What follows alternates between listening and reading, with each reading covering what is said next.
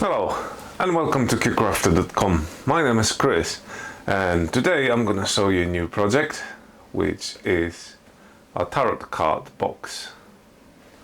I've got another deck box in my YouTube channel. Just pop in to see if you want a different size. This one is quite interesting because I did laser engraving on it.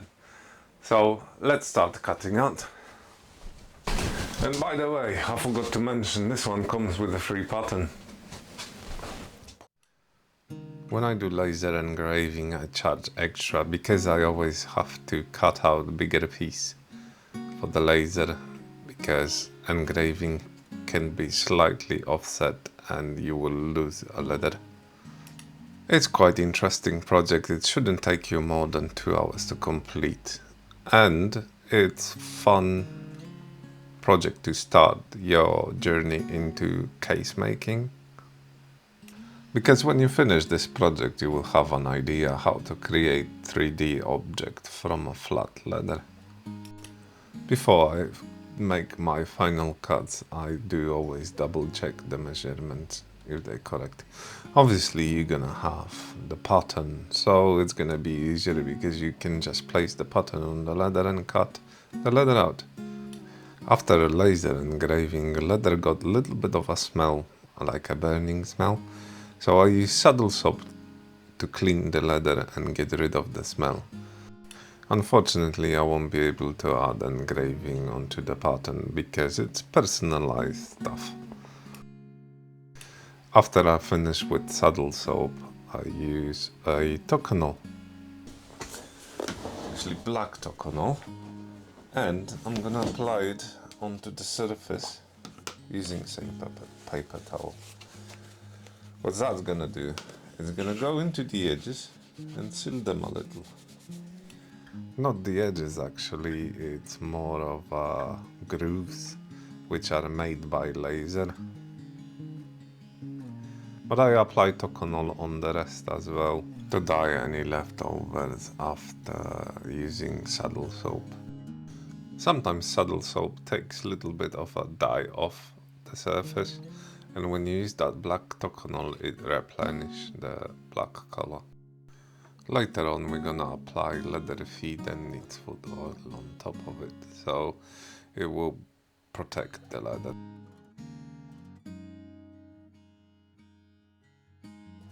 First I mark stitching lines onto the side panels and then I use it as a reference for the main piece.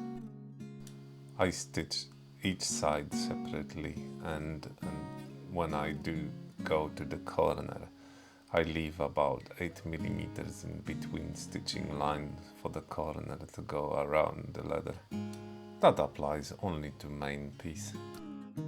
But if you download the free pattern included, you will see it over there.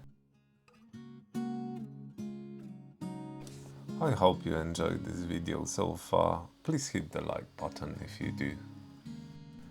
It will help me grow this channel.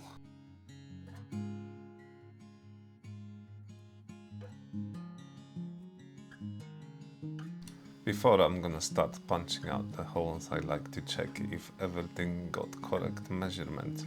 So I use straight edge and check if they finish in the same place.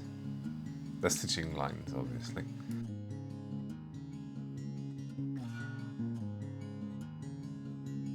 Before I start punching the holes, I skive the edges on the side panels. You can use thinner leather if you wish. It will be same effect. I use Sinenbrook 6mm punching tool for all my stitching lines on this project. It's a high quality tool, but you can use any punching tool you have in hand. That's why on my patterns I only show where the stitching line is, not the separate holes. And quick tips for today: to make straight lines. If you mark the stitching line where it should be and you keep your prongs onto that line on both parts, you will have perfect stitching line. But even when you place the punching iron on the angle, it will be alright because you're going only through one layer. Look at this alignment, it looks perfect.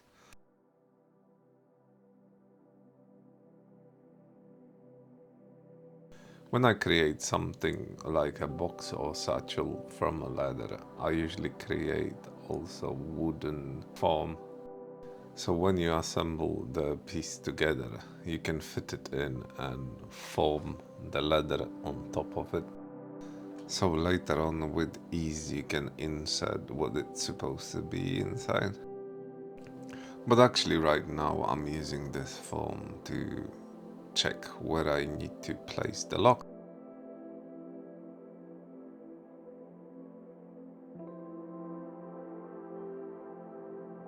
When I usually create this video, I create bespoke piece.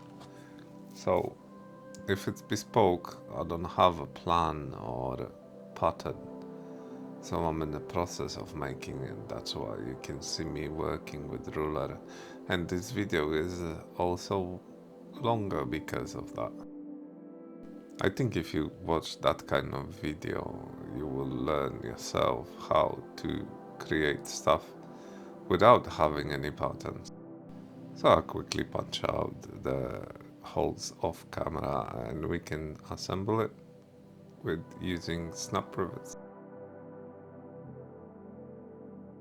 I do a little bit of optional step in here. I apply black toconol on the inside where I skive the leather, so it's same color on the whole surface.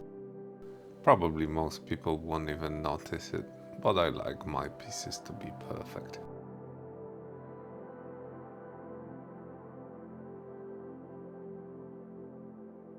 So we finished all the punching, we got all ready to stitching.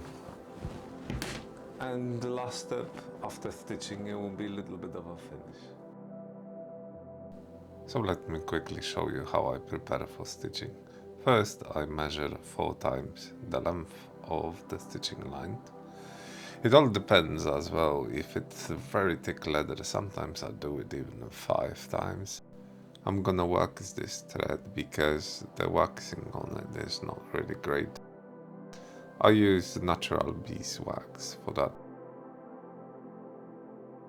Let me quickly show you how I thread the needle so there is no knot. So I put the thread through the needle hole and then pull it out, pierce it through twice and then pull it over. And do the same for the other needle.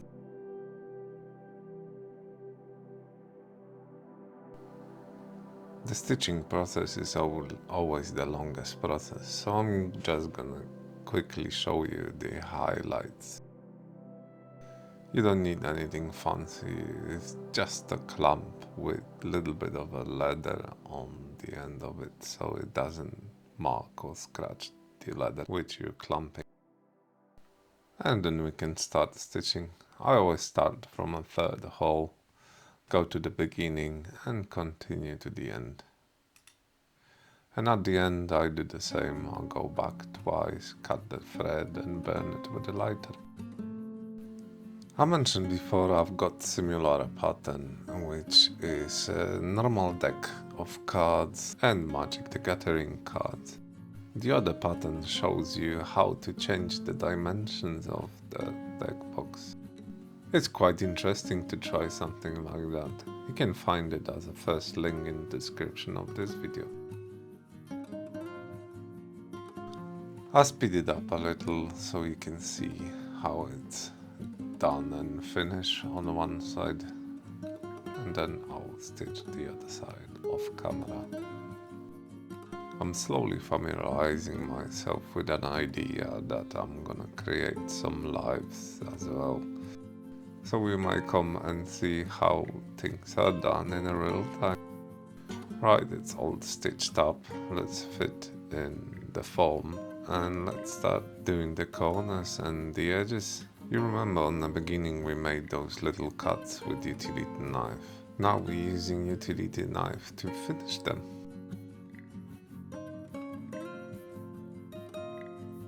For smaller imperfections, we're gonna use sandpaper. I use 100 grit. But remember to use it only on the edges and be careful, because if you scratch the leather, it's really hard to get rid of those scratches. After sandpaper, we going back to Tokonol again.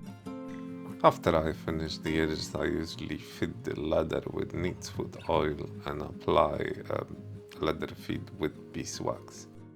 Then we can fit the lock in and we're ready to go. I hope you enjoyed this video. Thank you for watching and see you in the next one.